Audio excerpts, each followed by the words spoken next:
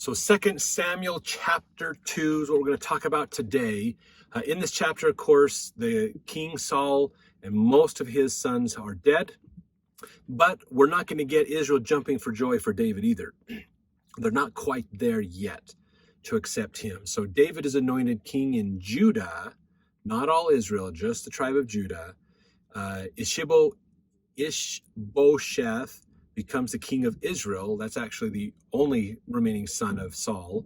David's followers defeat Abner and the men of Israel. So we're going to end up with two kings in Israel. One is the king of Israel, the other is the king of Judah, basically.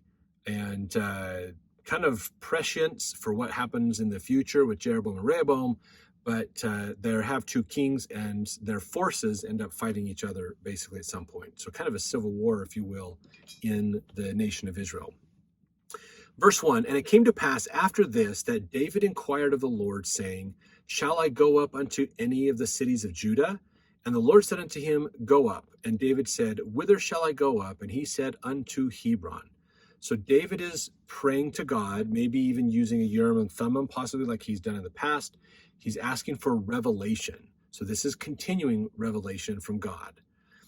Verse 2, so David went up thither, and his two wives also, Ahinoam the Jezreelitess, and Abigail, Nabal's wife, the Carmelite. So they basically went up with him. And his men that were with him did David bring up, every man with his household, and they dwelt in the cities of Hebron. So remember, David and his family and these 600 men that were with him had been living in a land that was owned by Judah, used to be owned by Judah, but was controlled by the Philistines. And so now they are being, because the whole debate between David and Saul is kind of gone, because Saul is gone, that Judah is now allowing David and his men to kind of repatriate themselves back in. Remember, too, David actually gave the spoils of the war with the Amalekites to a lot of the area of Judah also. And so now he's getting in the graces with Judah. So rather than holding a grudge, he is, because everybody else kind of followed Saul, I don't think anybody in Israel hated David, honestly. But they couldn't deal with him because Saul was there. So now with Saul's gone, now David can integrate back in, but not all the way does this work, as we're going to find out. So verse 4, and the men of Judah came, and there they anointed David king over the house of Judah. And they told David, saying that the men of Jabesh Gilead were they that buried Saul. And David sent messengers unto the men of Jabesh Gilead, and said unto them, blessed be ye of the Lord, that ye have showed this kindness unto your Lord, even unto Saul, and have buried him. And now the Lord show kindness and truth unto you, and I also will requite you this kindness, because you have done this thing. So David is saying, hey, thank you so much for taking care of Saul and burying him appropriately, getting all that taken care of. May the Lord bless you in your endeavors, and I am going to bless you as well in those endeavors.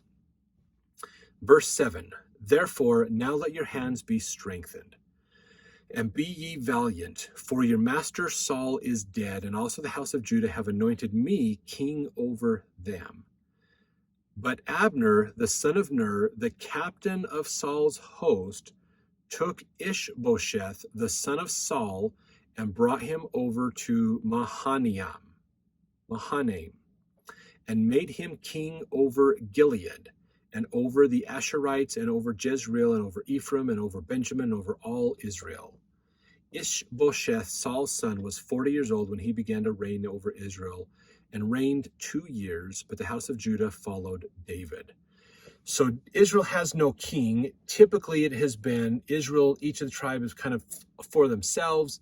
That was until, they had, remember, the reign of the judges, where they would have people that would come up that would kind of rule, and everybody would sort of rally around them, but not all the way. And then, as they died, then Israel would do wicked, and then they get overtaken and all that stuff. They had finally a king because they asked for a king, remember, with Samuel. And so now they had Saul. Saul is dead, so they've had a king for quite a while, basically, probably a couple of decades now.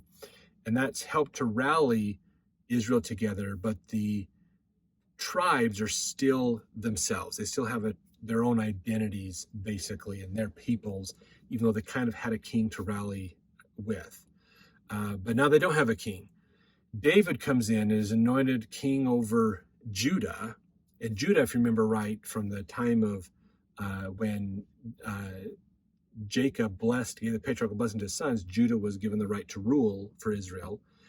David became the king of Judah, but Abner, in an effort to say, no, this isn't right, we're not going to follow him, we want to, Saul still has a son, and we're going to put him in as the king, because he is the king's son, he's the prince, so he should be the king. So they put him in as king, basically. Verse 11, and the time that David was king in Hebron over the house of Judah was 7 years and 6 months. And Abner the son of Ner and the servants of Ishbosheth the son of Saul went out from Mahanaim to Gibeon. And Joab the son of Jeruiah and the servants of David went out and met together by the pool of Gibeon. And they sat down, the one on the one side of the pool, the other on the other side of the pool. So there's a pool, it's kind of a place where they can come to get water and hang out.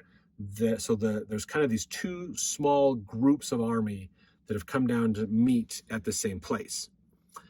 Verse 14, and Abner said to Joab, let the young men now arise and play before us. And Joab said, let them arise. So there's probably a bit of a argument or a challenge between David and Ishbosheth, and so their armies, the small factions, these groups have come down to settle the dispute. And so Abner says, hey, Joab, let's let the boys play together. And what he means by this is basically kind of similar to when David and Goliath fought, was what we're going to do is you pick 12 of your guys, I'll pick 12 of my guys, and we'll let them battle. And whoever wins, wins. So we don't lose the whole war.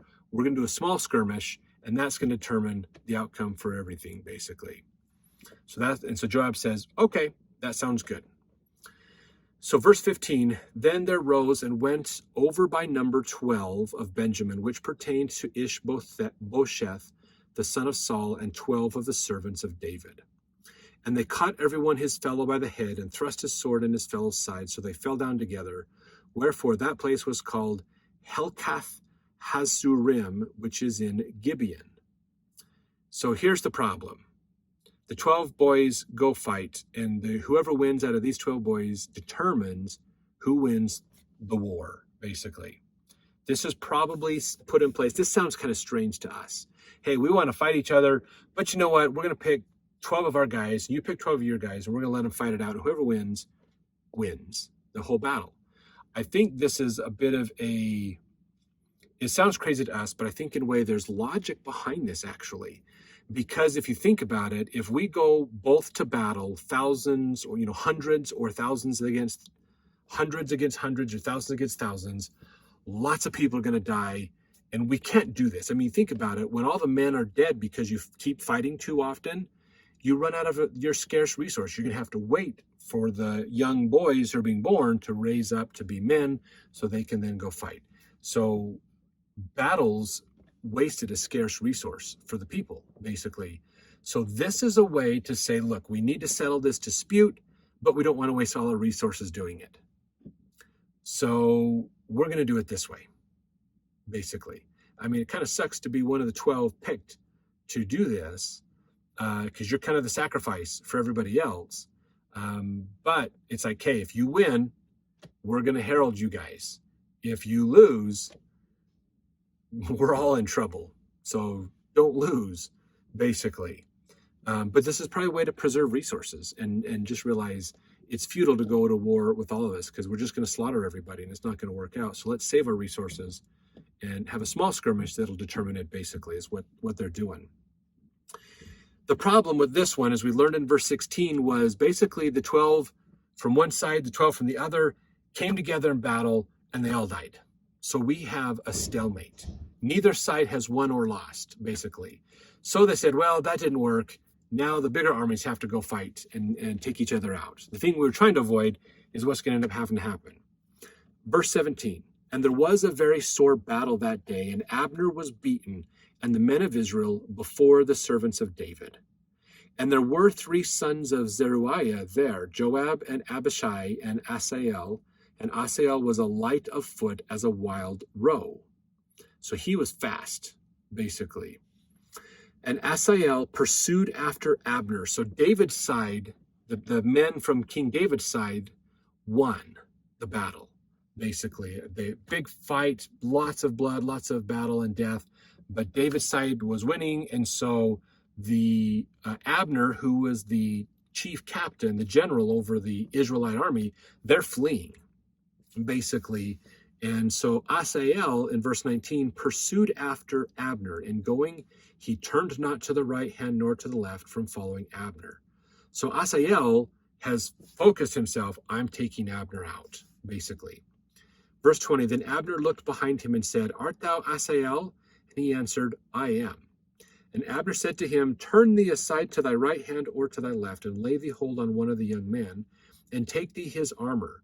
But Asahel would not turn aside from following of him. Now, why would Abner say, turn to the left or right and take the armor off of one of these other young men? This wasn't about Asahel trying to find armor for himself to protect himself in battle. This was about Asahel finding a trophy of, if he gets the armor of the chief captain of the enemy, that is a big trophy, a big win for the war. So he is pursuing Abner to get Abner's armor. And Abner's like, take their armor, it's just as good. And Asahel's like, but it's not your armor, basically, is what's going on here. Verse 22, and Abner said again to Asahel, turn thee aside from following me. Wherefore should I smite thee to the ground? How then should I uphold my face to Joab thy brother? Howbeit he refused to turn aside. Wherefore Abner with the hinder end of the spear smote him under the 5th rib, that the spear came out behind him. And he fell down there and died in the same place. And it came to pass that as many as came to the place where Asahel fell down and died stood still. So Abner's like, dude, this isn't going to work out, basically. Why don't you go take out somebody else? What am I going to say when I approach your dad that I've had to kill you because I'm trying to defend my life here? But Asahel wouldn't have it. He was going after him. And so just before he got there, Abner had his spear, the hinder end of his spear, basically. So they have the spear. They probably had it somehow sharpened on both ends, basically, to an extent. And he took his spear and got him, basically got Asahel, and Asahel died. So in an effort to go for a trophy, Asahel rolled the dice and he lost, basically. Because he was probably thinking, I'm going to pursue Abner, I'm going to come up behind Abner and get him. And Abner, being a smart military man, which is why he's the leader of the army, he's the captain, he used his spear, rather than use the front of his spear, he used the back of his spear and got him, basically, took Abner out.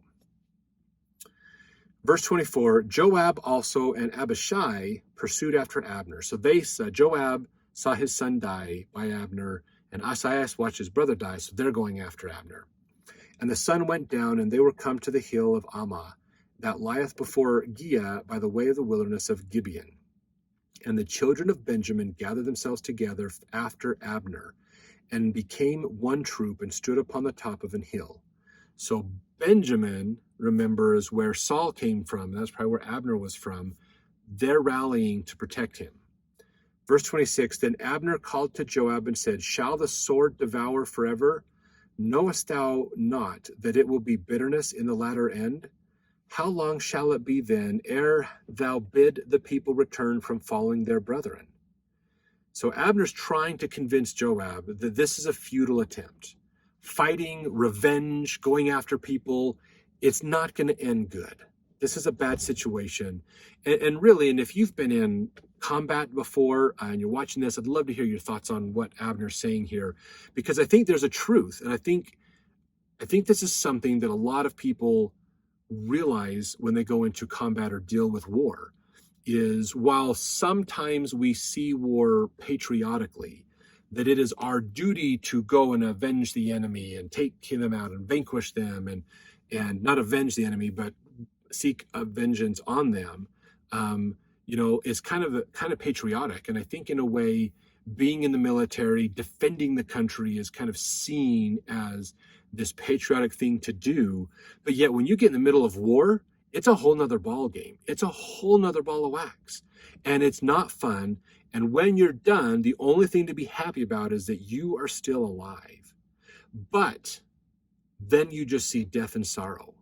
And there's two problems with this. One is you see that there's so many people that have died on the other army and how senseless the war really is in the long run. I mean, I think that's when you really start to think about and go, what is the real point of this? Why can't we solve this in a better way than fighting and killing each other? This doesn't make sense. It doesn't feel right.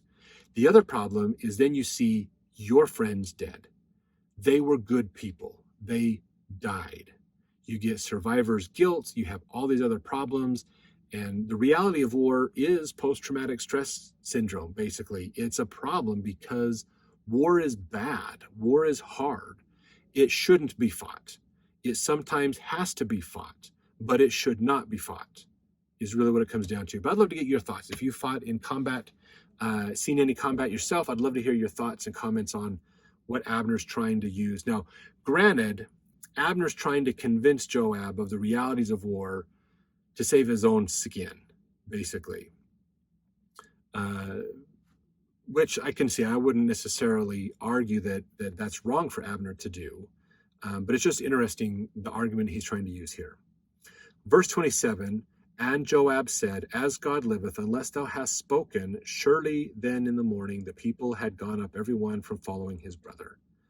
So Joab blew a trumpet, and all the people stood still, and pursued after Israel no more, neither fought they any more. And Abner and his men walked all that night through the plain, and passed over Jordan, and went through all Bithron, and they came to Mahanaim. And Joab returned from following Abner. When he had gathered all the people together, there lacked of David's servants 19 men and Asahel. So David only lost 20 guys, basically. And Joab, basically, he did what Abner said. You're right. This is kind of a stupid thing. You guys have lost. Let's be done. So Joab's a pretty smart guy and listened to Abner on this. So we find out that David has lost 20 men. Verse 31, but the servants of David had smitten of Benjamin and of Abner's men, so that 360 men died. So they lost 10 times more people, basically, than what David had lost in the battle also. So pretty crazy how these numbers have worked out. Verse 32, and they took up Asahel and buried him in the sepulchre of his father, which was in Bethlehem. And Joab and his men went all night, and they came to Hebron at break of day. So they go home. Israel goes home. They are done, and they call it off. Now, Clarke, in his book Bible Commentary, had this to say about this story. He says, it seems Asahel wished to get the armor of Abner as a trophy. This also was greatly coveted by ancient heroes. Abner wished to spare him for fear of exciting Joab's enmity. But as Asahel was obstinate in the pursuit and was swifter of foot than Abner, the latter saw that he must either kill or be killed. And therefore he turned his spear and ran it through the body of Asahel. This turning about that he might pierce him is what we translate the hinder end of his spear. This slaying of Asahel cost Abner his life. So crazy how this all worked out, basically. How much of a problem this turned out to be for them. War isn't good. War is bad, and like I said, it should never, ever be fought. Sometimes, though, the problem is that there are people who follow the law of Master Mahan, the Mahan principle, and hate other people and want to destroy other people. And so sometimes we have to defend ourselves against those who want to destroy us. It's sad and it's unfortunate reality of this life, but sometimes that happens. So that's what's going on with here. So now these two sides have reconciled. So let's jump into the next chapter to see and understand what happens next in this saga as David we know will eventually be the king of Israel, but how is he going to get there? Because he's only the king of Judah at this point. So we'll see you in the next chapter.